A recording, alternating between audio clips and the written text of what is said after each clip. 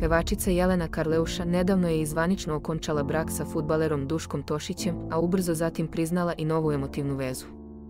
Njen novi partner je mladi košarkaš Nikola Jovanović.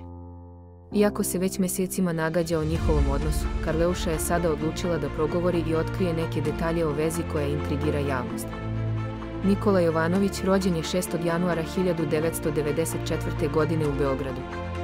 Jelena Karleuša rođena je 17. avgusta 1978. godine. Dakle, razlika između njih je 16 godina, ali kako kaže sama Karleuša, prava ljubav ne zna za godine. U podcastu Kod Bokija 13 otkrila je da Nikola ne voli javnost i pažnju i da svako pominjanje njegovog imena doživljava kao stres. Nazvala ga je velikim dečkom u svakom smislu i rekla da želi da poštuje njegovu odluku da ostane van reflektora.